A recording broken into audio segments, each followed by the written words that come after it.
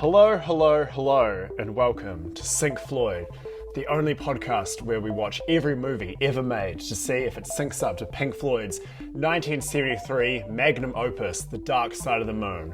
Will watching a movie with this music solve the movie's many mysteries, or will it be a movie on mute while a rock album plays? The people who are finding that out are me, Gareth Blackler. And me, James Barron. Hello. Wow. Hello. I like this, addendum to our intro. This is very good. Very professional. It's very true. It was kind of like... So the movie we've covered this week was David Lynch's 2001... I'll call it a magnum opus. I would say so, yeah. He's put a lot of stock into it, at least. Yeah. Mulholland Drive. Yeah. Yeah. Or, this is the first clue that something spooky might be happening with this movie. Oh. Sometimes listed, including on flicks.co.nz, as Mulholland DR, as if doctor? Could that be a clue? Could it? The Mulholland Doctor. Right? Unlikely. Cross that off the clue list. I do love that theory, though. Oh my gosh. Oh my gosh. This is the movie that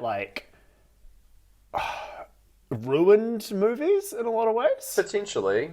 At least Because for us. Now it every movie has to have a fan theory going on and Oh, really? I don't know. I just feel like maybe I've gone down a very deep rabbit hole this week learning about this film. And What it's all about. yeah, I just I got sick of reading the same comments that were like, nah, your theory doesn't take into account this scene. It has to be this one theory. Yeah. That's the thing about David Lynch, right? Is that he inspires this kind of mad circular logic theory thing going in the background. This is what Twin Peaks was all about, basically. Yes, yeah. Having all this stuff going on in the background. Yeah. It's it's a good one, I would say. For this, it doesn't have a very. It's got a easy to follow plot in terms of things happening on screen, but they're very disconnected until you try and put it together. I too have a theory of what's going on in Mulholland Drive, Gareth, and I'm ready to see what you have put together on your side, what your strings and papers stuck to your wall are spelling out to you. Other than Doctor. Yeah, I've already taken the Doctor paper down. Oh, sorry. Well, it's all falling apart now. No. True tragedy. Oh, man. So before this, our relationship with this movie is we both saw it for the first time together. Yes. Yes. On Valentine's Day. Yeah. So I believe this was both of us had our first Valentine's Day in a while where we were single lads. Mm-hmm. So we decided to hang out together and eat ice cream, and we rented Dirty Dancing. Notably, yeah, we rented Dirty Dancing, which is the classic. We were trying to go for the cliche thing, right? Yeah. This is me justifying my actions in the past. Also, importantly, a tub of ice cream, a big, consuming an entire tub of ice cream, which is insane. It's so hard to do that. It's too much. I remember. I remember getting halfway, not even halfway, 1/8 of the way through my tub of ice cream and being I feel sick. I'm done. Yeah. But yeah. Yeah. And So the point where you stop tasting the ice cream and just start tasting cold sugar crystallized. Yeah. Not a good time. Yeah, I remember getting to that stage, once we got through Dirty Dancing, and then we're did we just decide to keep watching films, or...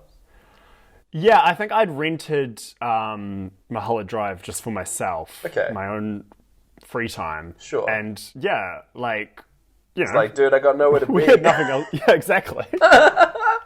And so we sat down to watch it, and then my flatmate's boyfriend came and sat down and watched it with us, ditching Valentine's Day. Damn, dude. And yeah, the power move. It was just three lads, two of which disgustingly wrecked on ice cream.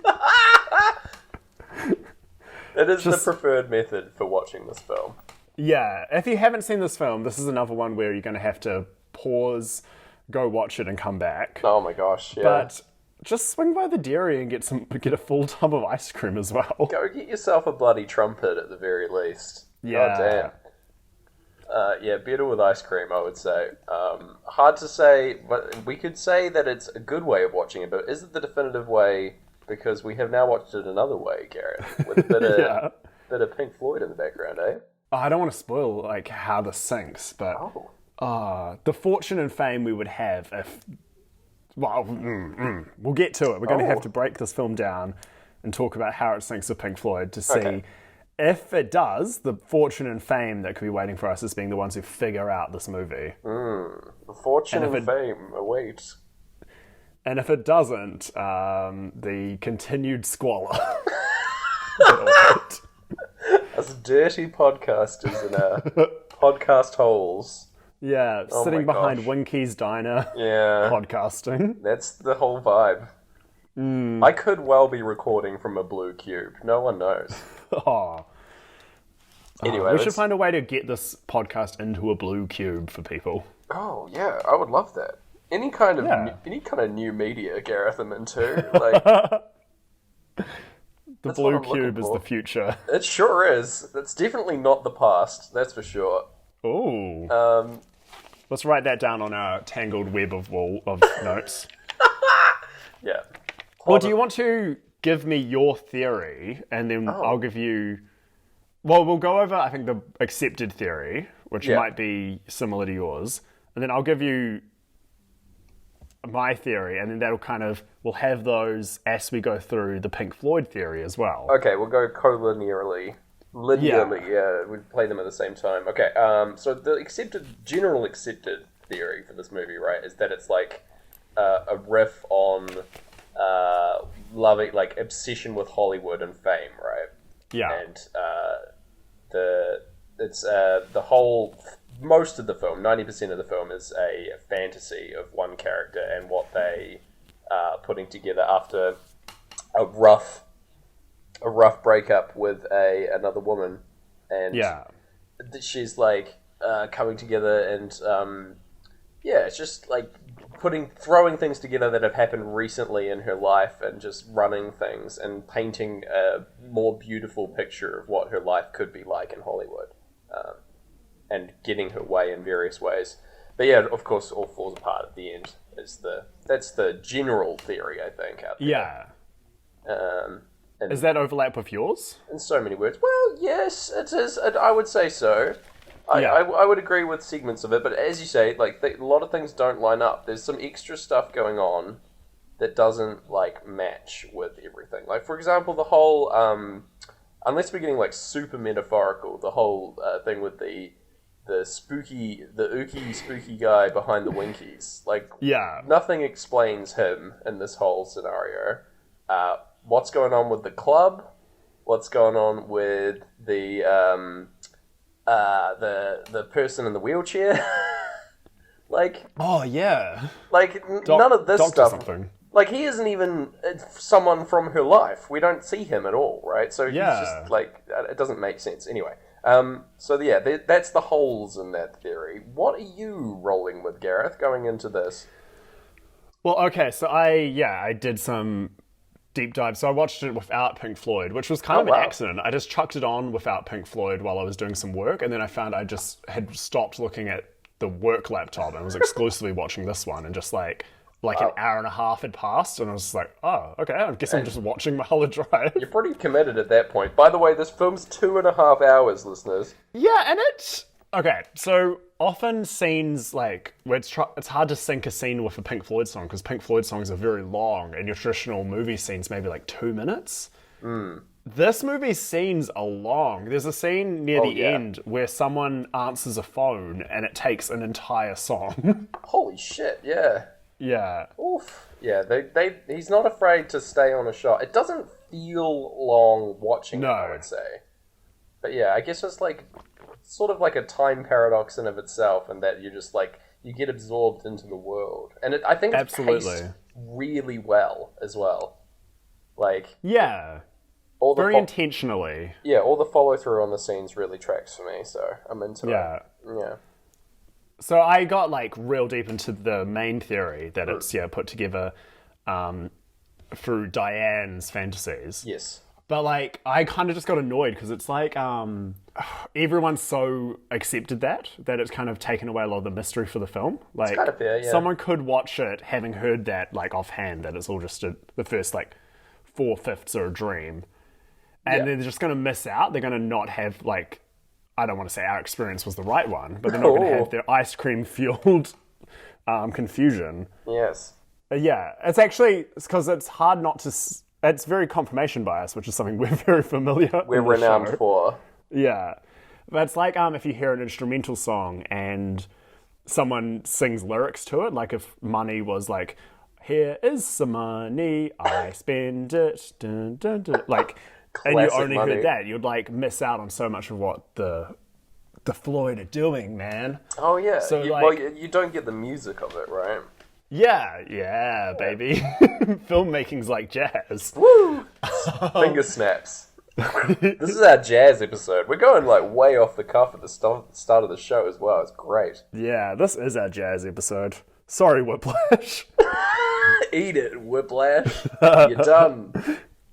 Probably our most straightforward episode. Eat it. Perfect. We're just trying to stay in time. Maybe to my own fault, I pushed too far in other directions, and I don't know, I like this idea that it's all told out of sequence. Sure. But it all comes down to this amazing two characters, the old people. Oh, yes. Who you see at the very, very beginning and at the very end. Yeah. Yeah. They're our linchpins. I ate David linchpins. Whoa. She's made a deal with them for, like, fame. Yeah. And... Oh. Yeah, but she's like asked for like eternal fame, and they've like monkeys poured her and cursed her, so it's forever. Oh shit! So Diane is now stuck in a loop that she will keep being reborn as new people in the story. Holy shit! To try again, right? I love this theory. Dies at the very end of the movie. These old people come running in, and like she's like, "Oh no, not you again," because this has happened maybe like 1,000,000 times already. Right. She's lived, like, all through Hollywood since its inception. That's why it's an old-timey dance at the beginning, man. Oh, yo. So, like, yeah, so then she's reborn as Betty and, like, leaving the airport as this new life. But her attempt at doing the same kind of thing for her lover has failed. Like, they were supposed to assassinate her or free her from... who's to say, this like Hollywood whatever. Right. And now she's like, her lover's wandering around amnesiac, and Betty's essentially amnesiac too because she's like just been reborn as another Naomi Watts. This is great, yeah. I'm totally following this. This is awesome. Yeah, and that's why so this guy who's supposed to, let's just call it like assassinate her, is like, he's really bad because he's like lost her, and then he's trying to clear up all the loose ends. And that's why he fails at killing this guy later. Yeah. But the fact that all these like metaphysical police sent by this is the trippiest. This episode would have been so much more successful if New Zealand had voted yes to weed. It super would have. Oh my god. Yeah, like I'm stone cold sober, but like. Yeah. There's like dudes in suits following around. I get what you're meaning. Yeah, they're like sent by the old people, but then they've got confused because they're in Hollywood, baby. So now it's like all become a casting director. And meanwhile, there's this other blonde woman who like keeps giving knowing looks at Naomi Watts in all her forms because she's she has already escaped. And that's why she just takes advantage of the system and gets cast in this movie and also goes and smooches Rita. Right, so she's outside of the system. Right, okay. Yeah. So that's my new theory. But where do Pink Floyd fit into this? Oh man, let's figure it out together, shall we? Yeah. Well, actually, right off the top, how do Pink Floyd fit into this? How? So Naomi Watts' dad. I hope you're sitting down. I am. I'm fully reclined. Naomi Watts' dad was Pink Floyd's road manager. What? Right? Wow, he was their like full-on roadie prince. That's great, Mr. Watts. Yeah, he's one of the only road managers with a Wikipedia page. I love that. That's a great piece of trivia. Yeah. And so when he passed away, the Oh. family were supported by Pink Floyd. Wow. Peter Watts was his name. Great. Shout outs to you, Peter Watts. Rest in peace. Fantastic. Yeah. Oh my gosh. What a guy. That's awesome. What a great Oh, connection. hold on. Oh my gosh, I didn't see this. I'm glad I checked his name. Okay. He is the laughter in Brain Damage. No. No, he is not, Gareth. On this 1973 album, The Dark Side of the Moon, citation, leads to a book. He contributed the repeated laughter during Brain Damage and is also heard in the album's overture, Speak to Me. What? His wife, Patricia Watts, Naomi's mum, was responsible for the line about the geezer who was cruising for a bruising and said the words, never said I was afraid of dying. Holy fuck. Oh my god, I feel so sorry for the listener who had to deal with my, attempt at making up a theory. No. To get to this gold. This is magic happening in podcast form, Gareth. This is amazing. Oh my god. What? I had no idea when choosing this film that this was so clearly connected. That's fucking wild. I feel like I'm on candid camera right now. What the shit? The podcast works, Gareth. Oh my gosh. And the money that Pink Floyd provided to help the children let them move to Australia, where the family became part of the film industry there. And that's what started Naomi Watts. Got her, her career lifted up. Or started, I guess. Wow. All right. Whoa. That's the best news I've received in a long time, Gareth. Wow. Ah.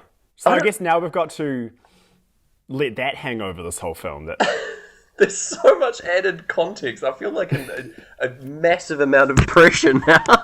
yeah, the pressure is on the sink. Holy crap. Okay. Yeah. All right. I'm gonna be going through the beats as my usual move, right? Yes. And we'll try and connect it to your theory, and we'll try and see what Pink Floyd are doing with it, because they are spiritually guiding this film. Yeah. Right? Absolutely. Okay, let's do it. Oh my gosh. Speak to me, Gareth. Let's go. Yeah. We got the dancing friends at the beginning, dancing folks and silhouettes and stuff. As you say, old timey. Yeah, another thing that usually would be unconnected to the whole plot. It's kind of a random way to start the film, or if it's just the glitz and glam of Hollywood on display, the idyllic kind of thing, people performing, maybe, I don't know. Yeah. But yeah, in your theory, this is this is the demons at work. Yeah, this is the dance contest where you make the deal with the demons. Oh, so good. Okay. Yeah, we get some very shaky superimposed footage of Naomi Watts, our lead actress here. Yeah. And her old folks, the demons here as well. I think they're her aunt and uncle in context of the story. But yeah, I like that. I love them being manifestations of demons because there's a big clue coming up for that. Oh yes, yeah. We got the title card aligns perfectly with the first lyrics of "Breathe." Gareth. Yes, and it's very important to note that David Lynch, David Lynch, Lynchy man, the Lynchman himself, the linchpin. He gave a bunch of clues for this movie, and one of them was at least 2 clues are revealed before the credits, which is interesting because as soon as the credits start is when the vocals start. Ooh. Yeah. Wow. Okay. Yeah, because he's always been very cagey about the meaning of this film, right? Yeah. So he hasn't really put it together for the public. And so I think for the first time it's being put together. Yeah, right here on the spot. Yes. We get pan over the city at night, over Breathe, a car driving around. It's good vibes, honestly, at the start here. Yeah. Until it isn't good vibes, because we cut to On the Run, and we see a character, Rita. Well, she's Rita, kind of, right? She's Laura Haring, or Haring. I'm not sure how to say her last name. But another great actress. Yeah. Being driven around and by mob types, these big suit guys again, nondescript kind of people, and then a joyride crashes into her car head on. Yeah. No alignment with the crash sound, really. No, yeah, too soon. Too soon, unfortunately, but still. We're still on the run. It's just still, like, very bleak going on. She survives the crash, wanders off into the city, and she's running around, like, Hollywood at night time. And we got all the clocks going off for this. Yeah, no real sync for those, I didn't think. Yeah, so, like, in my watch at the moment, I'm like going, okay, business as usual. Yeah. Like, nothing really going on. The disappointment as usual. Yeah, but, you know, this comes part and parcel with what we do, so, you know. She's very scared of, like, random people going around. She's out at night. She is sort of in shock, I think, over what happened, and just goes to sleep in someone's garden. We got some cops, like, identifying at the crime scene, or not crime scene, the car crash scene. Yeah. They see that someone's missing because there's pearl earrings in the back seat. And so they're like, we're looking for someone. Okay. I love how passive-aggressive one of the cops is. Yeah. He's like, they found this. And the guy's like, yeah, I saw it. It's like, okay. Shut up, dude. You're telling me stuff I already know. Yeah. It's like, but it's for the benefit of the audience, okay? Gosh, get off my back. Get out my grill. The audience weren't watching the scene where you saw it. That was cut by Dave. Just a shot No of one's called him Dave Lynch, eh? No, never. I'm so sorry, David. I'm so sorry. Please don't form demons to destroy me. Yeah. Cut to Winkies, Gareth. The nightmare realm where demons manifest. We've got... Yeah. I think, can you just give a straightforward explanation of this scene? Okay, yeah. So this is, this is probably... I would say this is maybe the most, like, well-renowned scene in the whole film. There's two guys discussing a dream that one of them had. This, like, whole thing plays like a short story, first of all, which is great. Yeah. He, like, describes in detail a dream that he's having of them both being at this Winkies, and he's very scared. They're both very scared. He describes where they are in great detail, and then he's like, and it's because there's a man, and he's behind the shop. He's behind the Winkies. And he's like going and getting closer there, and the other guy's like, well, let's go and see. Let's go and find it. And the other guy is like freaking out. Like so scared. We got a great gig starting up over this dream. Yeah. This like little bit. And the man is walking, like they walk together very slowly. We get like a lot of shots of the wall at the back of the Winkies. A lot of shots of this corner. It's like builds tension like crazy, the sequence. I think they walk for possibly like a whole minute. They walk for ages. It's quite annoying because I was so excited. I was like jumping up and down that the great gig vocals were going to kick in at a very important moment. It would have been amazing. And they do not. They come in too early because these guys walk a little slow. It's true. They need to get a couple more cuts in of this guy looking back at the other guy. So it's revealed this guy comes out. The man from the description comes out from the dream, and he's like covered in black tar or something. It's really, really scary looking. It looks like that only the guy who had the dream sees him because he faints immediately. He like screams out and faints. Yeah. And then, the guy like retreats back behind the wall. This is horrific, this scene. Like, it's actually really, really scary. And really, really well done. They show the guy so quickly. Yeah. He just like slides out from behind the wall, and like he's like if a Mighty Boosh character, like walked into a regular film.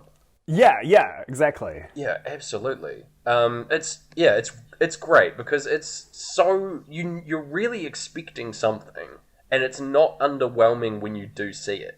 Like it builds this tension up, and then you're just like, oh shit! Like you feel what the character feels, which is awesome. Yeah. Yeah, it's just like a really cool little sequence. And this is, so you're attached to your theory, lay it on me. What's going on here? Maybe this is, I did not have an answer for this one. Attached to the mainstream theory is that this is a dream within a dream about her guilt and like what you become when you try to have someone killed. Right, so this and the fact... the guy's yelling out like, "Are you okay, Dan?" And it sounds like, "Are you okay, Diane?" Oh, okay. I don't know about that one. That's pretty loose. I just remember this. I remember the scene so distinctly from our like ice cream date. Oh yeah. This was when I was like, I don't think we're watching Dirty Dancing anymore, mate. Hell yeah. All the goody gumdrops in the world can't save us now. Nah, man. We're deep in it. There's no more treasure to be found in this ice cream. Oh man. Yeah, no, it was a good one. Like I don't know if I buy the theory that he's like what you become. My take is that this guy represents the act of like murder, I think. Oh yeah. Yeah, like I think he's a metaphor for that, because later on we see him with the blue box, which is also like tied into that deal that was made, right? Yeah. Yeah. He's a spooky man. I love him. He doesn't fit into any Pink Floydisms either. No. So yeah. Unless he's the Mulholland Doctor. Oh no. He's the one from the title. Yeah, he's the title character. Yeah, he's the Mulholland Doctor. Okay, we got to cut back to... So, yeah, this is immediately followed by a very weird sequence as well. Yeah. There's some dude talking about a girl being missing, like talking down a phone which is lit by a halogen lamp. It's like really weirdly framed and very awkward, and there's a dwarf who's sitting behind glass called Mr. Roke. Later on we find out. This guy's from Twin Peaks, and he's great. Yeah, he got the role in Twin Peaks because the character speaks backwards, and Michael J. Anderson, the character, just did that with his friends all the time. Wow, that rules. Yeah. Great vibes. Yeah, fun fact about this guy in the movie, they gave him like prosthetic arms and legs to make him seem larger and his head smaller. So he like just looks really strangely proportioned, and like the fact that he also never moves is like very strange looking. Yeah. His connection to the theory, I think this is like the standard theory, I guess, is that like Diane's putting together like that people are after her for what she's done, right? These are the shadowy council of people that no one understands that are chasing her down. But like it's too detailed. Mr. Roke doesn't fit in with anything. It could have just been like more suits, right? Yeah, for sure. So that's why I'm wondering if he's the leader of these people who like maintain the curse, like maintain that people get stuck in these loops. It would explain why he's behind glass, and that he's like in his own like portioned off reality that he can't be interacted with, right? That's pretty cool. Yeah. All right. Or, he's behind the glass that the white light on the cover of Dark Side of the Moon hits. Ooh, and he's the rainbow. Oh my god, he's in the prism? Gareth. Yeah. Gareth. Have we... Oh, that's amazing. And because when we see him, the last line we've heard was Naomi Watts' mother saying, "I never said I was afraid of dying." That's... Yeah, man, that is shaking me up completely. I'm like, I am looking over to the corner of my room right now, and I'm worried that a like horrific man is going to appear, just sidle out. At the end of the podcast, I'm going to walk over there and see what happens. Okay. So, but not until then. We got Naomi Watts arriving in LA. It's like beautiful and sunny and shot completely differently to the rest of the movie so far. This is her like ideal Hollywood version of herself. She's like looking up in the sky like Little Orphan Annie, like dancing around. Yeah, it's like bright lights, big city is the whole vibe. And yeah, this is over Great Gig as well, which is really cool. Just the tail end. Yeah, she's like being dropped off by one of your demons, one of the one of her aunt and uncle, I guess. They see her off, and then they sit in the back of a car, like, and they're fucking smiling away. They look terrifying, Gareth. Yeah, they smile for so long. It's like they're in the Black Hole Sun music video by For real. Soundgarden. It actually, that is the exact vibe. It is so scary. Like, this is arguably scarier than the like man behind the corner. Like, Yeah. them just, like, grinning away for, like, way too long. I think that, like, Uncle starts, like, slapping his leg, like, real excitedly as well, and it's like, what does this mean?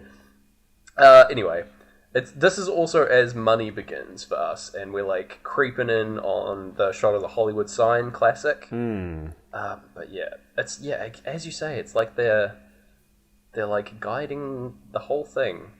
Oh, man. Yeah. Yeah. Betty rocks up on... So we find out that she's called Betty, I think, here. Yes, she introduces herself as such. And rocks up on the house, her aunt's house, where she's staying. Is it her aunt's house? I don't know. Yeah, that's her aunt's house. Aunt Ruth. Okay. And Coco is here. Our friend with the, like, curly cues. She's fantastic. Yeah. She delivers the line, I'm gonna bake his butt for breakfast. Which I love. Yeah, she's like a very uptight kind of landlordy kind of apartment manager. Yes. A dog pooped in front of her and she's going to bake his butt. And also we see that poop when Pink Floyd say bullshit. So hell yeah. Wrong animal, boys, but yeah, bloody close. Yeah. Nice one. She talks about kangaroos as well. Kangaroo poops. Yeah. There's a lot of animals flying around, so, you know, easy to get confused. Yes, we got Rita appears in her house, right? At this point, she like moves in, and there's like someone in the house. She's exploring and like this with a smile on her face, but there's someone in the shower, and she like explains her accident. She was in a car accident and like seems very shaken, and like doesn't remember her own name. And so she looks at a Rita Hayworth poster and chooses her name as Rita because of that. Again, like this is like adding to the theory of like becoming the Hollywood famous star, you know, like your old identity doesn't matter and you're just becoming this vessel for what came before, right? You're trying to recapture the magic. That's my take on it anyway. Yeah, we get us and them as well as Betty starts like waxing lyrical about becoming a movie star. For me, this like ties in with her like the us and versus them. Like the us is the regular person and the them is who you want to become, the like famous person. That all like ties in. Yeah, for sure. Yeah. Anyway, Rita lies down. That's all too much for her, and she lies down and has a wee snooze because she's got a big bump on her head. And she's like, yeah, I'll have a sleep. It's fine. Got a concussion, but, you know, it's all good. Yeah. It's fine. Don't ever do this. This is bad advice on the podcast. Yeah. And yeah, so now we've got Adam. Boys in suits are rolling up. We've got the, what's their name? The Castellion brothers, I want to say. Yeah. I'm saying it with like way too much inflection, but I think that's their name. Yeah, they have a proposal for Adam, the director. Yes. Who is recasting the lead in his film that he's making. And he's being told to keep an open mind by the other people. So these guys roll in and they have a weird vibe immediately.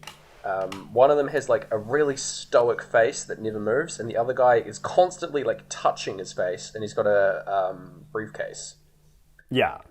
They slide across a photo of one Camilla Rhodes, like a headshot to the boys to check out, and they keep saying "this is the girl" over and over again, and Adam's like, "What?" Like trying to argue with them because it's his film, and it's sort of just getting handled around him by producers and other people, and he's losing control.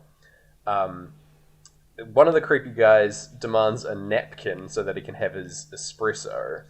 Yeah, and he takes a wee sip and then like immediately spits it into the napkin and yells out, "Help me!" as well.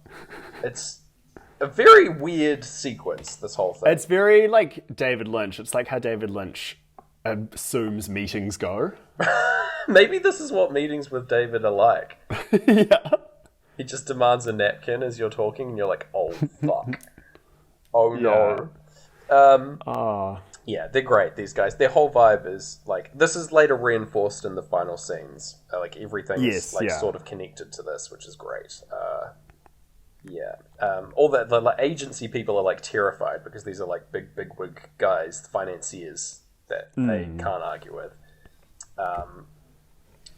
Adam's like, this is my film. Like, he's arguing with them, like, up front, and they tell him it's no longer his film. Which is very intense. All this is intercut with shots of Mr. Roke as well. Yes, yeah. Which is, adding to this whole surreal thing. Like, they're taking control of his film. So the theory here, right? Yeah. I would say is, like...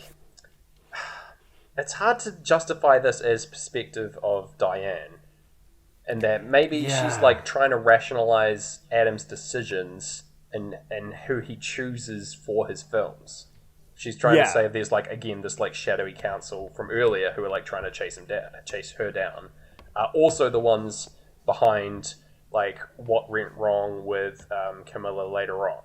Like, they're trying to... What went wrong with her career? Yeah, as well. They're behind everything. These shadowy people, and they're all nasty, and she doesn't understand them. So I think that's the kind of vibe from this sequence.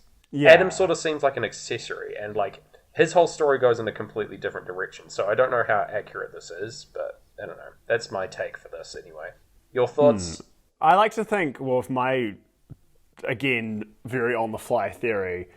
This is when our sneaky character is like gaming the system. She's like, oh, they're all looking for Camilla Rhodes. Yeah. If I put my face on a photo that says Camilla Rhodes, I'm going to get this sweet Hollywood gig. And this movie that later is the movie that like Diane missed out on and it made other reality Camilla a huge star. Yeah, it could well be that this movie is like a recurring sequence in the repeated realities in your theory, right? Like she's always being recast for this movie, and it's like they're trying to always cast someone other than her, and so this other agent is taking control.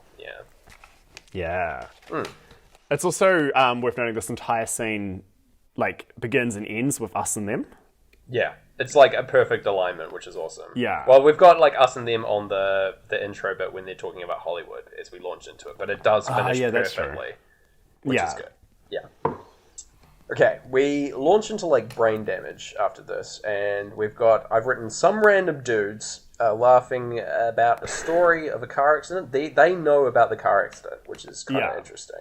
They're having a wee chat, like going back and forth. It seems fine, and then one of them shoots the other out of nowhere, and it's like, what?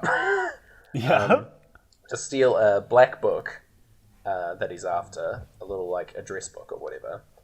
And he like plants the gun at the scene, like cleans off his fingerprints and all this. But as he's doing it, he accidentally shoots a lady through the wall, the neighbor to this guy, who was just pottering around, presumably didn't hear the silenced pistol go off.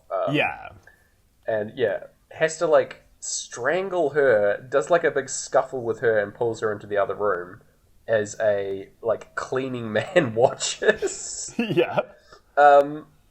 And he's like, ah, shit. So he has to kill her and the cleaning guy. And then he shoots the vacuum cleaner, which is still on. And that starts a fire in the building. It's like a real comedy of errors. For sure. So theory rationalization 1 is that this sequence is her trying to say that maybe the killer that she hired is like a bumbling idiot. He has no idea what he's doing and he fucked it up. And he's giving her the signal that it all went fine in error. This is her saying, like, maybe it's all fine. Like, this guy's, like, clearly an idiot. I don't know, I kind of like to think... Because when I first saw this, I was like, I couldn't remember how the scene links into any kind of theories, and I was like, oh, maybe it has nothing to do with anything. It's like a whole red herring. And there's no sinks in this scene, so... No, not at all. It could be a red herring. Could be. So next we've got Eclipse. First playthrough of the album is done. Betty's on the phone to her aunt and finds out that Rita isn't her aunt's friend, like she assumed. Rita reveals at the end of playthrough 1 that she doesn't remember who she is, basically, because of the accident.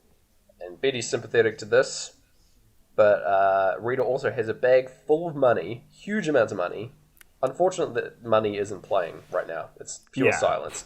And also a weird blue key with a little triangular shaped key part, I would say. I don't know what they are called. I'm not good with keys. It's alright. But yeah, Triangle, Gareth. Oh. A bloody triangle. What's on the cover of this album? Oh. And, yeah, because the triangle then, when it later... I mean, we're going to get to it, but the triangle is what divides one side, like a colourful, bright, happier side, from a, like, more dreary, monotone side. Like a Yeah, flip. you could say it's the key between the realities. Oh my gosh. Yep. Oh dang. I turned into that Sesame Street Muppet, the alien, for a brief moment. That's right. He's an important part of this podcast family too. Yes.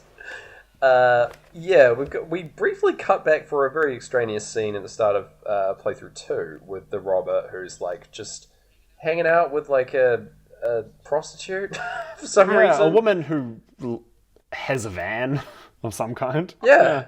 I don't think she ever comes back. No, she doesn't. It's kind of... This whole thing is kind of pointless, but it's like, look at this dude. Remember him? Yeah. I don't know. He won't need to. He's not going to be back for ages. This is the one thing I don't think I can explain in this movie, this one scene. It's very strange. Well, he's asking if anyone's seen a dark-haired woman, so he's looking for Camilla, Rita, the freed soul from the old woman loop. Yeah. But other than that, yeah, it might be another little red herring. Yeah. There were no real sinks in it. True. Yeah. It could well be a like cut to reality of this dude looking for the person. Or like another rationalization of her being like, this guy's busy having sex in a van. I don't know. Like, yeah. Yeah, I don't know. Anyway, Adam's film is in a bloody shambles. Yes. He's driving around and also he's like there's a little interstitial thing actually, where Rita remembers about Mulholland Drive specifically before the accident. She remembers that name and thinks that's where she was going. Yes. And so they like, okay, we'll go scope it out and see if that's where the accident was. It's interesting because that scene kind of feels a bit unnecessary, but it does mean that Betty and Rita are in every second scene. True. They're together always. Yeah. Well, no, I mean, they're like every scene. There's never two scenes in a row without them in it. It always cuts back to them. Even like a cut back to Rita sleeping before going to a different That's good. scene. I like that. Yeah. Yeah. It could be Sorry, like the lingering because we're ghost about to get thing. to something very exciting. Yes, we've got Adam returns to his home and rocks up and he's like calling out to his wife Lorraine, who is cheating on him with none other than Billy Ray Cyrus, Gareth. Actual musician actor Billy Ray Cyrus. Billy Ray the is perfect here. casting. And also, the bloody crash goes off and On the Run when he appears on screen. Yes. Oh, look at this boy. Oh. Here he is. He's like playing full on like Hulk Hogan in this movie is his whole vibe. Yeah. He's just like a tough ass dude who's banging Lorraine and has nothing against Adam, really. Yeah. But it's just like, I'm here. This is what it's happening, dude. I'm sorry. It's very strange to see him here. It's so good because, like, I love that kind of casting where it depends on the public kind of viewing of the person. Yeah, totally. And, like, if your wife was cheating on you with Billy Ray Cyrus, it would feel so much weirder than anyone else. Hell yeah. Could you even imagine? Oh my god. Yeah, 10 years away, or 10 years after Achy Breaky Heart came out. Probably like 8 years before Hannah Montana. Yeah. Yeah. Your heart's about to become achy breaky. Yeah. Shit. I just don't think you... Is that another clue? How your heart won't understand? And it's a confusing movie? I'll never understand. That's my Billy Ray. That's good. Oh, cheers. Yes, the clocks go off in time as we get Adam pouring a bunch of pink paint into a jewellery box of Lorraine's as like revenge, I guess. Yeah. Yeah, this was like shown off because he'd painted the cheers in the background by his pool pink and blue, which is like kind of unnecessary, but you know. I think this is also potentially like a call forward to their like big announcement, quote unquote. So the pink and blue is them having like a kid together, like the gender reveal party, you know, sort of thing. Or that we're having a baby is the idea. And so that's why they have this paint. So... It's also pink paint, and there is a jewelry company on Facebook called Floyd Jewelry. Oh, all right. Opened in 1994, so they existed around this time. Yeah, they had been operating for 6 years. Great, Yeah. good for them. All right, so we got, after this, he gets punched out by Billy Ray and thrown out of his own house. Poor Adam, it's not going well for him.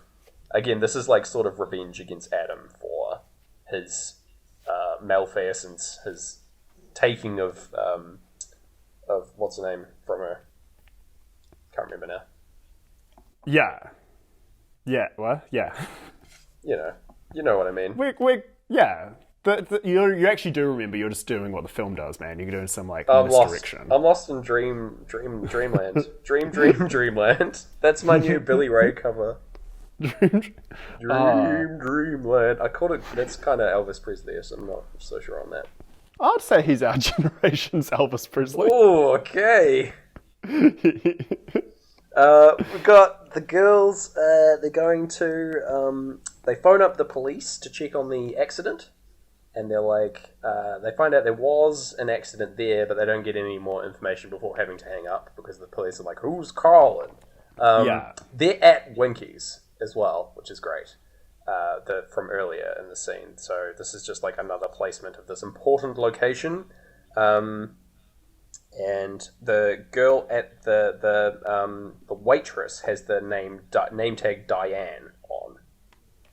And immediately our girl Rita remembers the name Diane Selwyn. At this juncture, I'd like to talk about the names in this movie. Go for it. Other than Rita, we've got Adam, we've got Betty, we've got Cynthia, who's like the assistant later on. We've got the important Camilla and Diane, which are A, B, C, and D. Whoa. So I think this is on purpose, that like all these names are interchangeable, or they're all like in order like that, because it's like it's kind of showing the swapping around later on of different characters with different names. It's sort of like people in a play is the kind of vibe, I think. Yeah. Yeah. Okay. That's it. Oh, there's probably a whole other theory you could do where you like kept every character's appearance in alphabetical order, so like every Betty, every Diane or something, but that's a different podcast. That's podcast Jigsaw Puzzle, the new show from Gimlet Media. Oh, I want to pitch a new name for that show. Go for it. Alpha Betamax. Oh, yeah. Because it's like films and alphabet, Yeah. Yeah. All right. So what have we got now? We've got so the name tag Diane. We've got they look up this Diane in the phone book, but there's no answer when they call. So they're like, okay, we'll like maybe check that out. Some like random heavies show up at Adam's house, like chasing him down, more like Mr. Roke people. And Lorraine like jumps on this dude's back and like starts hitting him, which is hilarious. This huge guy. And then like he handles them both, him and Billy Ray. Her and Billy Ray, sorry. I loved watching I just loved Billy Ray in this film. Same. More Billy Ray, David Lynch, please. Please. Billy Ray Lynch. That's what we want. The team up. Yeah. Oh, yeah. Like the next 10 years of David Lynch's career is all Billy Ray Cyrus related. Oh my god, he just starts like making new music, and releasing videos only directed by David Lynch. Yeah, I'm all for it. Amazing. David Lynch does music as well, right? Yeah, he does. He does sing. Produce. Yeah? Oh man. Yeah. Billy Ray at the desk, just like getting him to like, that was great, David. Now do another, but really feel it. My speaking voice for Billy Ray is so different. Anyway. He's like an erudite fancy man. Yes, of course. Yeah. He just sings with that country twang. His real voice is so different. Yeah. I like that. Adam's like hiding in like a little hotel hole place, hole in the wall, shitty place, and all his credits been cancelled, all his money's disappeared, and he's like, shit. and they like Yeah. the landlord guy is telling him like the people that are looking for you, they know you're here. I'm sorry. So it's all gone to shit for Adam. Again, this is like more like karmic justice from the other reality or whatever. Yeah. Cynthia, his assistant, calls up and is talking to him, and apparently he needs to go and see this person called the Cowboy, who's going to sort it all out for him. Yeah. I love the Cowboy. Oh my gosh. I paused the movie, like, because I was watching it before I went to work. Wow, okay. And then I went to work, and I came back, and, like, I got my dinner, and I sat down, ready to continue my sync. I unpaused for just a cowboy and Pink Floyd just ripping the money solo. Yeah, dude. It was the first moment, it was the biggest moment of, like, what am I doing with my life? Nah, it's perfect. Yeah. That's what a triumphant moment. But we're not there yet. We've got the girls are like resolved to go and check out Mulholland Drive tomorrow, or they're going to check out this address of this Diane person, whoever they may be. But there's a weird lady at the door, and she's saying that her name's Louise Bonner, and she's saying that someone's in trouble over and over again, and she says that Betty, who isn't who she says she is, as well. She says, I'm Betty, like, I just moved here. And she's like, you're not Betty. Yeah. It's great. Scary stuff. Yes. Again, this all comes back. This is another person seeing through the veil, you know? Yeah. Betty's got a big audition coming up as well. Going well for her. Yeah. This whole acting gig. Yeah. I loved the scene where she's just on the phone to her aunt, like it's a couple scenes earlier, and just talking about, like, you know, maybe I'll take the script in the courtyard like a real movie star. And it's just so the kind of optimistic phone call you make to your family when you move away. Totally. Like, I think things are going great. I've got loads of friends. I think this is exactly why this is in the film. These calling in, checking in, big moving away scenes, you know. Like this matches up with her story in the other reality where she's Diane, right? She would have had these conversations on the phone, like rationalizing her situation, but things just keep getting more dire. Like, yes. Yeah, that's the vibe, I think. I like that. All right, here we are. Adam goes to the corral. There's a beautiful shot of a, like, steer's skull up on a entranceway, and a creepy light stutters into life. Yeah. And here we have the cowboy appearing in his glory. This is the most David Lynch character. David Inch is the name of the old person because of at the end. I want to say that David Inch is the full name of the worm from Labyrinth. Yep, canon. And so yes, he offers some cryptic wisdom to Adam, talking about how Adam doesn't value the good life, and he calls him a smart aleck as well. It's not being very nice, this cowboy, but he's trying to help. No, what? No, he's not. Tells him that this is the girl. Tells him to say that this is the girl when recasting actresses, just like the guy said in the meeting. He's toe the line, basically. That's all code about this Caroline person. It's very intense. Us and Them starts up just as the light goes out and the cowboy literally vanishes. Which is amazing. The cowboy is easily my favorite part of this movie, I would say. Other than it's this and the thing with the man behind the corner, who's still there for me, by the way. Probably. If he was also the cowboy, it would have tied it a little bit. That would have been perfect. Yeah. The same actor. Yeah, I mean, it could be. Oh, no, I think it's an actress playing the... Oh, really? It's a woman playing the man behind the diner. That's amazing. Great. Yeah. I didn't know that. So we get us and Them playing. Betty does some rehearsing with Rita, very melodramatic here. Later on it won't be. The manager... Coco returns and sees Rita's staying there and offers her concern, but she isn't going to call the police or anything, so it's all good. Yeah. We get Any Colour You Like now for the old rehearsal. Betty's going bloody method on this. She's the guy's this old stoic Pierce Brosnan type. So Pierce Brosnan, yeah. And like pulls her in, and they just have this like very steamy, sexy reading of the lines. Very unlike what she did with Rita, which was like way over the top, like telenovela drama style. Yeah. Yeah, and she does great. Good acting, obviously. And everyone's really impressed, even the special casting agent who's sitting in. And yeah, this whole sequence matches Any Color You Like pretty exactly as well, which is very nice. Yeah, in terms of length. Yeah. Yeah. Yes, the casting agent like steals her. Like with it's interesting. I think the reversal here with how she acts with Rita and how she acts with the actor, because like her obsession with Rita or slash Camilla later, is so I feel like it would be flipped potentially. This is her like rationalizing. I don't know. Ooh, yeah, I like that.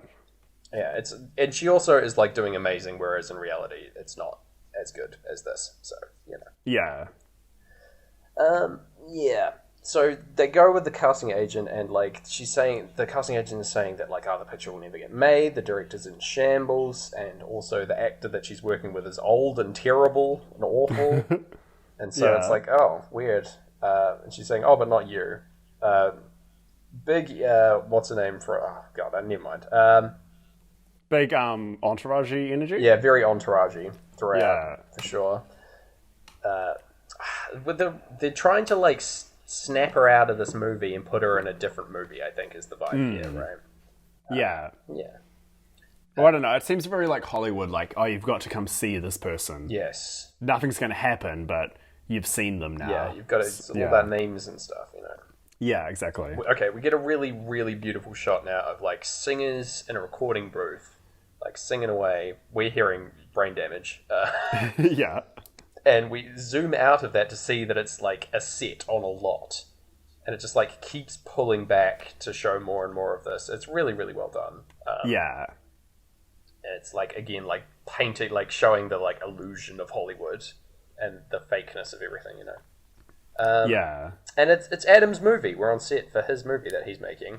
It's the following day after he visited the cowboy.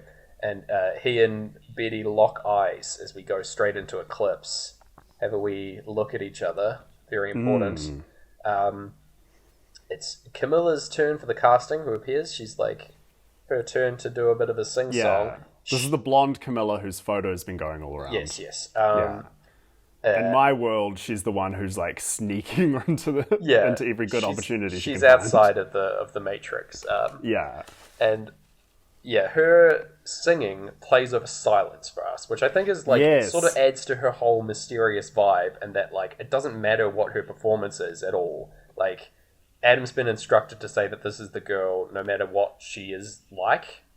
Absolutely, yeah. That's such an anti-sync that it jumps back into a real sync. I think it's like really good. It really works for me anyway. So yeah, I like it a lot. Yeah, he delivers his line that he has to say. There's like the creepy guy from earlier is in the background, and he deadpan stares and says, "This is the girl." Yeah, and he gets told that that's an excellent choice. Yeah. Again, this is like sort of the justification of like all the decisions being out of the director's hands again. Right? Yeah. So she And can't. that, like, she's like trying to rationalize. Yeah, Diane's trying to rationalize her hatred for Adam, but also defending his decisions at the same time. Is my take on this, right? Yeah. Like it's probably tied up in all the people behind the scenes and all this stuff. Yeah. Yeah.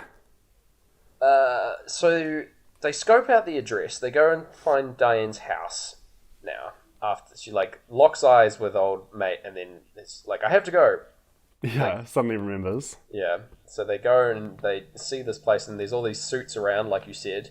That like again, she like peeks over the hedge, and they're just not there anymore as well. We're sort of like leeching into this being a dream reality kind of thing, right? Yeah. People are appearing and disappearing at random. She knocks on the house that she thinks it is, and it's a neighbor kind of person who's apparently switched apartments with the person that they're looking for. She's like, this lady is great as well. She's like so casual about the situation when the other two actors are like freaking out. Yeah. And she's just like, yeah, man, she still owes me like $50. Still has my colander. Like, I don't know. It's great. Very casual vibe from this lady. And she's going to go over to the house, but she gets a phone call, which... Yeah, mysterious phone call, which means that she can't. Yeah. Great stuff. Like, again, this is like her being pulled away, like, saying that, like, oh, she would come over, but no, she can't be there for this next bit. This is Diane, like, rationalizing why she wouldn't be there so that they can see what's happening next. Also determined that Rita isn't Diane at this point, because she would have recognized her as Diane if that were the case, because the neighbor knows Diane. Exactly, yeah. So we know for a fact that that's the case. He says, laughing. There's no one home, and so Betty, like, breaks into this house over some clocks into it, clocks in time. They go in and they, like, cover their mouths because there's a really bad smell in this house, Gareth. And they... Oh, what's it going to be? What's it going to be? They sneak along and there's someone lying dead in the bed. Someone, like, a lady had been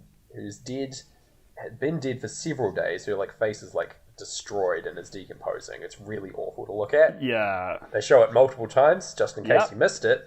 And yeah, Rita, like, screams and runs out the house. I think this is potentially... So, like, big old spoilers for the end, obviously, but the Diane kills herself at the end. Yeah. And this is what her anticipated reaction from the real Camilla would be. Like, her, like, seeing this corpse, like, finding it days later when she goes to visit, and then running and screaming. Yeah. Yeah. Anyway, the heat is on, so, like, they think that there is someone out to kill Rita, obviously, because they found a dead body. And so they cut Rita's hair short and gives her a blonde wig. This is, like, decreasing the divide between Rita and Betty, and that, like, sort of implying that they're the same person in this reality, I think, is the idea. Yeah. And it's, like, further emphasized later when they just, like, walk in complete lockstep with each other. But anyway, it's Rita thanks Betty for, like, all her kindness, and then, they have a bit of sex, Gareth. Yeah. Bit of sex of a great gig.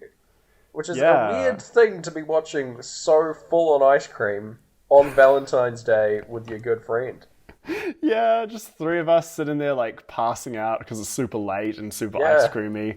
And it's like, oh, and it's a lot, like every scene in this movie, it's very long. Oh, yeah. Yeah. We ain't cutting away. No. Man, yeah, it's pretty intense stuff. But we've got to forge on because there's still a lot of movie. There's some... Yeah, so immediately after this, things take a turn for the surreal, and that Rita's, like, lying in bed, and we keep hearing silencio. Well, we don't hear it, we see it on screen. And some other extra Spanish dialogue as well. Saying there is no band, which I was like, excuse me, there is a band. Okay. Yeah, there is a band, clearly, and they're playing right now for your enjoyment. Goodness. Pay attention. She needs to go and see where this bloody band is immediately. And they pop off to Club Silencio, Gareth. Oh, yes. Everyone's favourite club. There's a very scary shot, like, a pretty, like, almost a reference to, what's that film with, it's like, not Dawn of the Dead? No. Could be. The one where in the second one, the guy gets a chainsaw arm. Evil Dead. Evil Dead, thank you. Yeah, okay. There's, like, a direct reference to the title of that, where there's, like, just a running shot straight up onto this front door. It's like that happens in Evil Dead as well. Oh, okay. So I think it could be a call out to that. I don't know. Yeah, could just be a sweet shot, but I thought it was interesting. So there is no band. We hear a band. This dude is talking in Spanish about, like, it being all an illusion. Yeah. And then, like, talking about lots of other things. There's a lady up in the corporate box. No, she's up in the, like, the fancy box where people sit in the theater that I don't know the name for. The opera box. That's the one. She's got great blue hair. She's looking great. Yeah. And yeah, the MC keeps talking about how everything's recorded. There's like, presumably this plays better when Pink Floyd isn't playing, but there's like a trumpet player who's playing the trumpet and then he stops playing and we're presumably still hearing the trumpet. Because it's all fake, baby. Instead of just hearing Money by Pink Floyd and not even the horn part of it. Yeah. He also does this weird thing where he like looks at Betty and the lights are like flashing like crazy, presumably thunder and stuff. And she just starts shaking like crazy in her seat. Don't know what's going on here.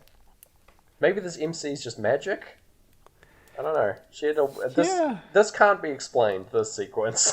I don't really know what is going on here in terms of the reality, like if in Diane's like visions or whatever. Yeah.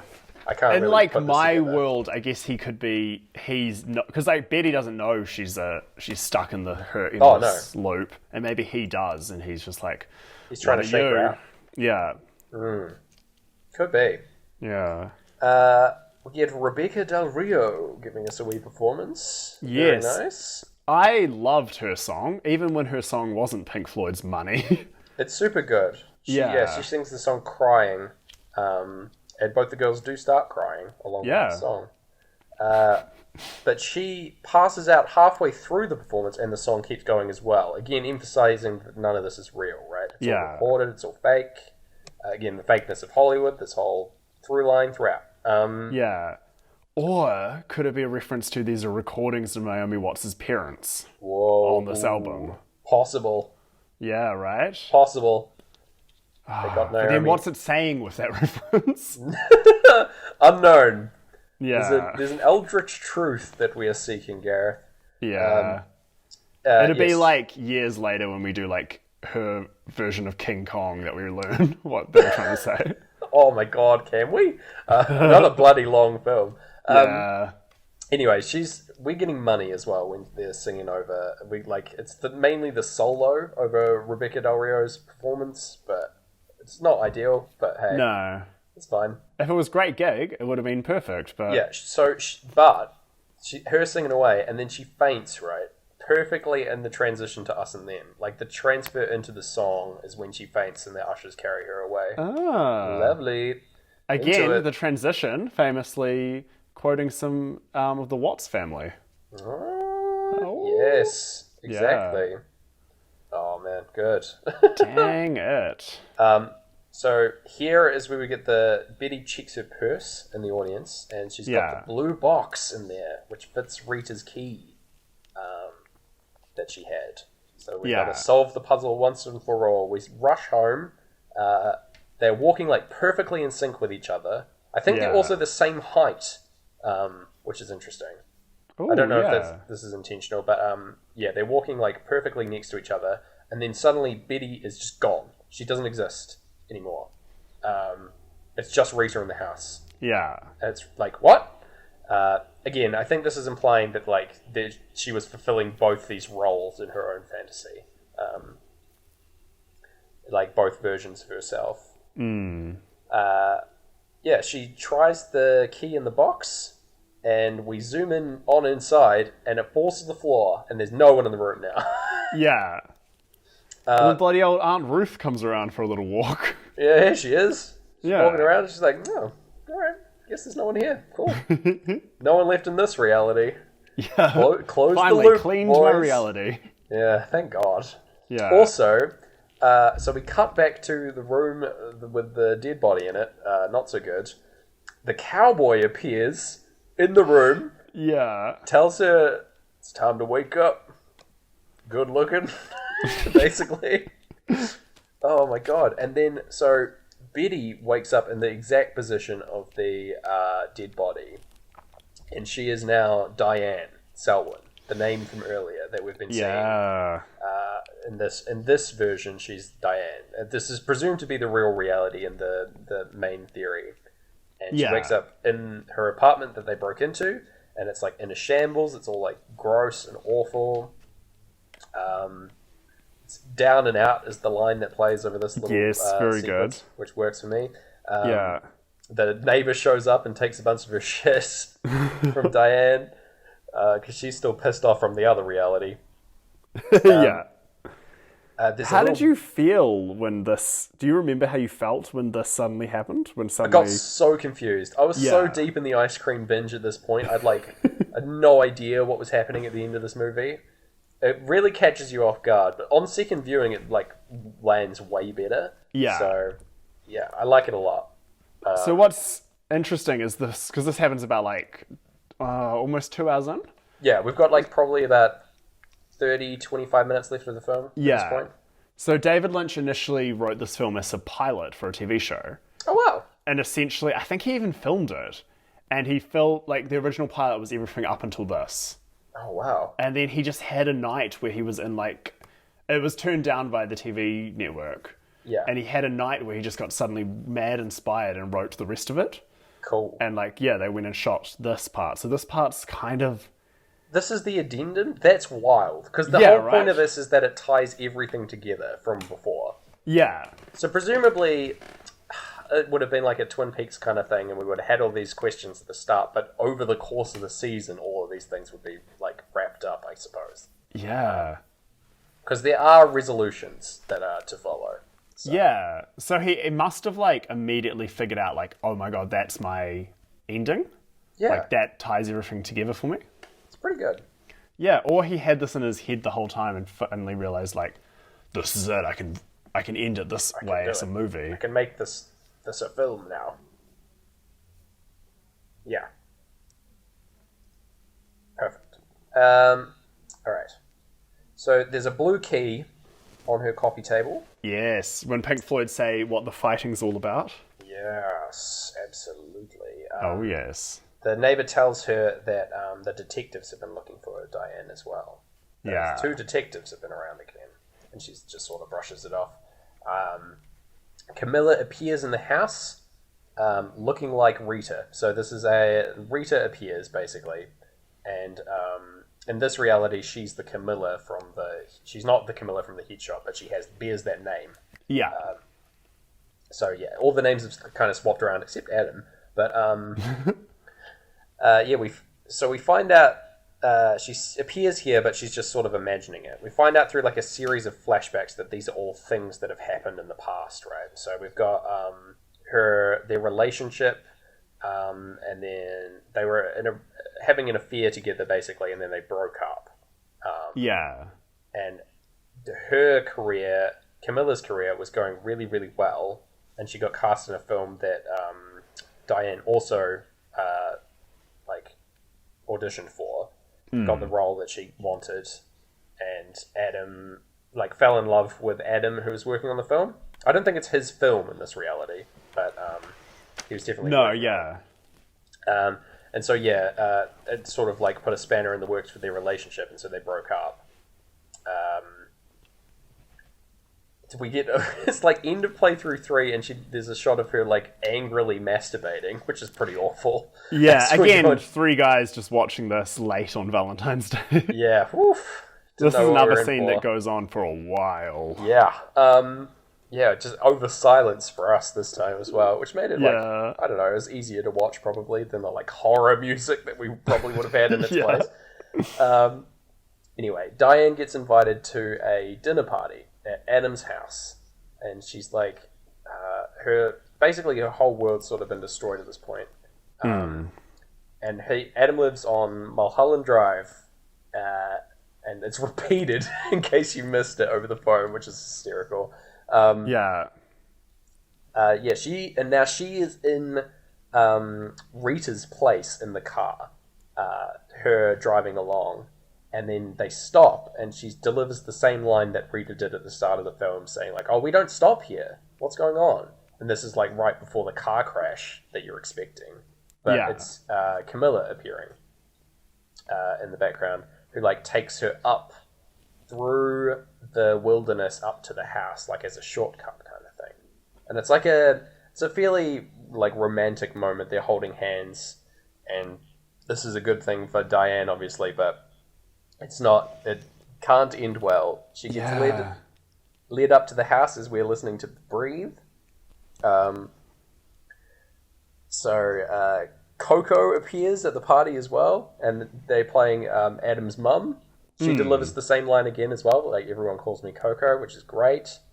There's a lot of shaky cam footage at this party, which I think is an artistic device, being that, like, you know, when you aren't paying attention to something, or you're trying to, like, blot out your vision because you're not thinking, you really don't want to think about something, and you're, like, trying to blot it out of your mind. I think this is what she's trying to do, like, visually in the film. This is her, like, at the party, just trying to ignore what's happening around her, and we're getting these shots. That's my take anyway.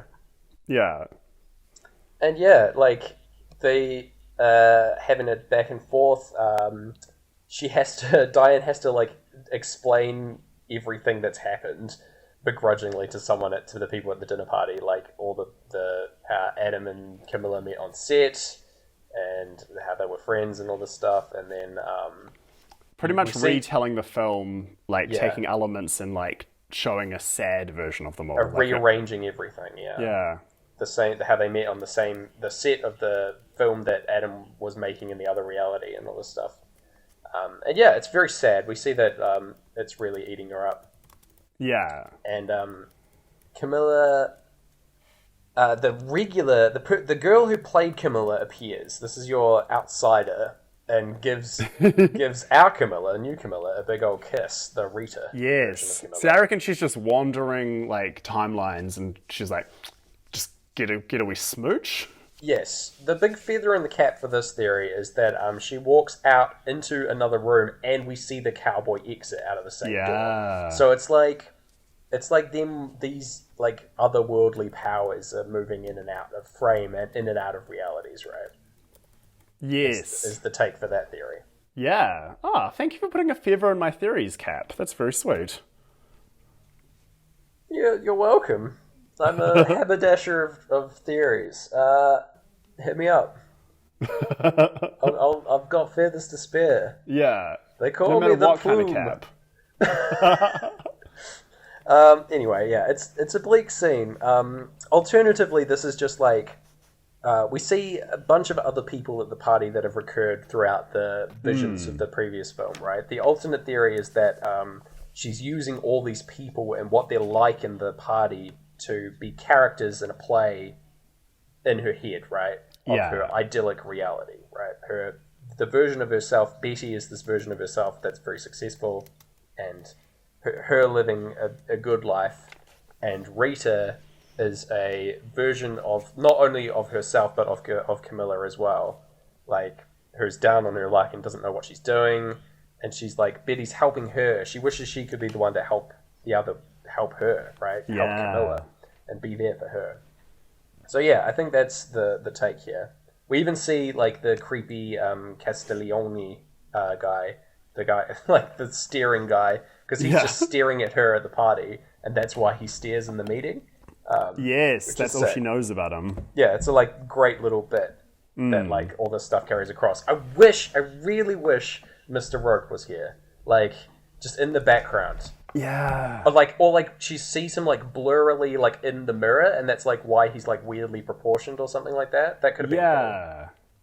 Oh man, missed opportunity. But you know. Yeah, that's the thing. Like, I don't know. Like, I think the film's great, and I love that it can have all these meanings. But I think it just doesn't lend it. That's why I don't think any of these theories are right. Like the stream one, because none of them are perfect. No, like that's a gaping hole, right? There's like there are characters missing here. We don't see Billy Ray. We don't see like I'd love to see Billy Ray. Yeah, we don't see like a lot of other characters who are like odd or out of place that just don't show up here. Yeah. We don't see the people from the dream, like about the like short story sequence with the man. They could be here.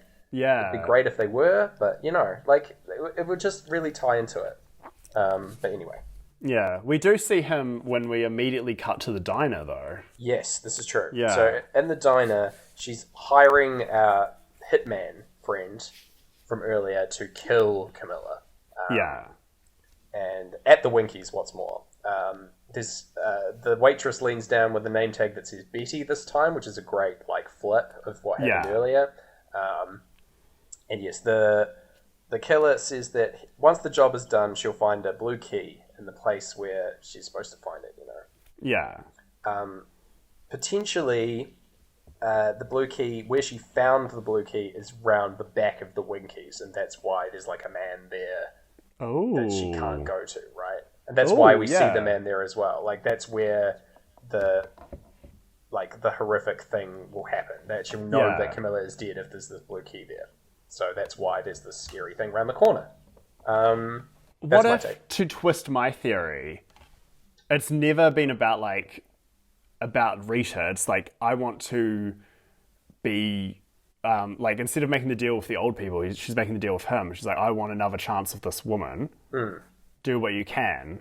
It's like, you'll know that you've, everything's been reset when you find the blue key.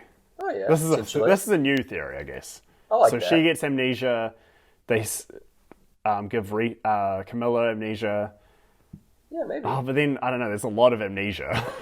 There's a lot of amnesia. Yeah. But amnesia's pretty common in movies. It's true, especially just one David bump Lynch on the movies. Head. Yeah. Yeah.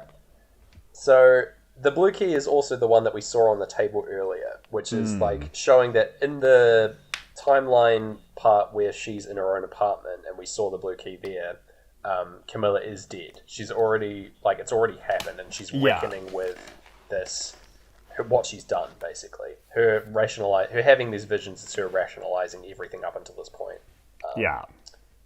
Yes, we get the really creepy shot of the man behind the Winkies again, and the little versions of her parents / aunt and uncle crawl out of the bag, tiny little people. Ready to guide her into her next life. Clearly. Her next part of her deal. Yeah, Diane's in her apartment and she's staring at the key. Just on the counter, freaking out. And she's attacked by visions of these tiny people who suddenly become huge as well. And they're, chasing her down into her room. And she shoots herself in fear, basically. Yeah. So she's attacked by, what she's done, basically. And she kills herself because she can't handle it. And her body is lying in the exact same position we saw in the other reality of the person the person that was killed in the apartment. So, yeah, it's her. Yeah. Although, annoyingly, she's in a different colour. Yeah, that is annoying. Dress, yeah. Can't get everything right. Yeah, exactly. Naomi Watts only had one dress. I don't know. Yeah. There's an extended shot of our creepy friend, the creepy man, superimposed over the window. I think he's just watching on this. Yeah. Thing. The destruction is manifest here, and and we get Camilla and Diane together now, superimposed over the LA skyline. Much like her and the old people. Yeah, from earlier. Potentially the afterlife. I don't know. Yeah. Because again, we found out that earlier her parents died, and her aunt died and gave her a bunch of money, and that's why she came to Hollywood. So the people from the intro are actually dead. Yeah. So there you go. So there, yeah. Oh, and Pink Floyd ended all by saying the song is over. Yeah, nice. Oh yeah, there's one last shot. There's we cut back to the club, and the lady with the blue hair says "Silencio" again, but I think that's just some arty nonsense at the end of the film. Yeah. Yeah, there we go. What did you think? How did it sink? I don't know. I think it's asked... Unfortunately, a film like this forces us to ask so many questions. Yeah, man. That, does it sync with Pink Floyd becomes, a tiny part of it. I feel I don't know. Do we have to go into negatives? Do we go to letters instead of numbers? I kind of want to just put a big old question mark. Really big. Yeah. Yeah. Just next to the graph. That's my take. Yeah. Yeah.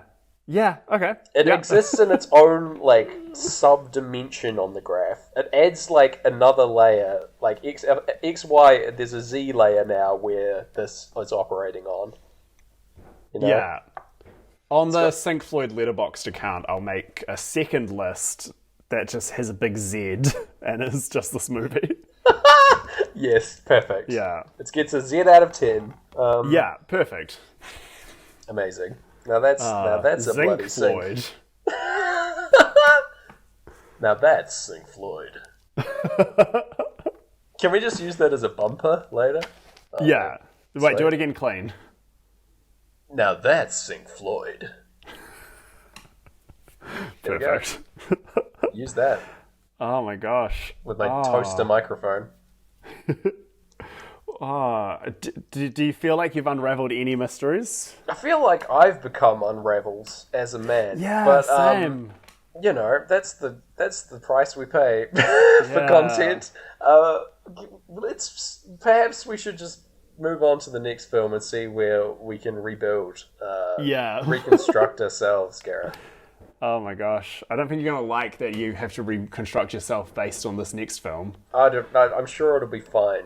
Okay. I trust you implicitly. I've only let you down most times. Nah. So like a big way we can find these things. In fact, actually, okay. Oh. Is this pitch changing halfway through? Yeah. Awesome. Today we've learned a very important lesson on this podcast, unraveling not so much the mystery of what sinks of Pink Floyd, but the voices. We've found out who's talking, you know? All I had to do was look up information about Naomi Watts and Pink Floyd, and I found out who's talking. I looked who's talking. Yeah. Look Who's Talking. Is that a movie? I think so. Is that a movie involving talking babies? It sure is. Well, then it seems only natural that we think Look Who's Talking. I'm pretty sure there's a sequel as well of Look Who's Talking, right? I believe it's Look Who's Talking, Look Who's Talking 2, and Look Who's Talking Now. And Look Who's Talking Now, it's dogs. Oh, wow. Okay. Yeah. Well, which one do you want to do? Look Who's Talking, Look Who's Talking 2, or Look Who's Talking Now? We'll start at the start of the perfect trilogy of films. The Look Who's Talking series. Amazing. I can't wait. Yeah. What have these babies got to add to the conversation, eh? Yeah, we haven't asked a baby about Pink Floyd yet. It's true. Yeah. A few people have. And until then...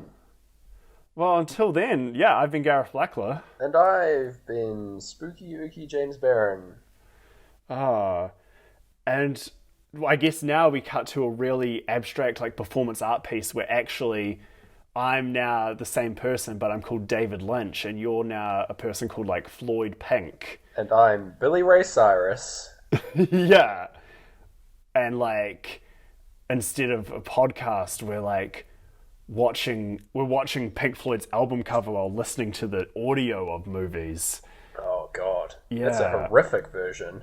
Yeah. Oh, man. And it's all because of the guilt Billy Ray Cyrus had about murdering us. Yeah. Also, weirdly, in this reality, we're really rich. Yeah, dang and successful. So, you know, it's not all bad. Yeah. Oh, well, until then, I guess we'll see you on the dark side of this reality. On the dark side of this reality, Billy Ray Cyrus.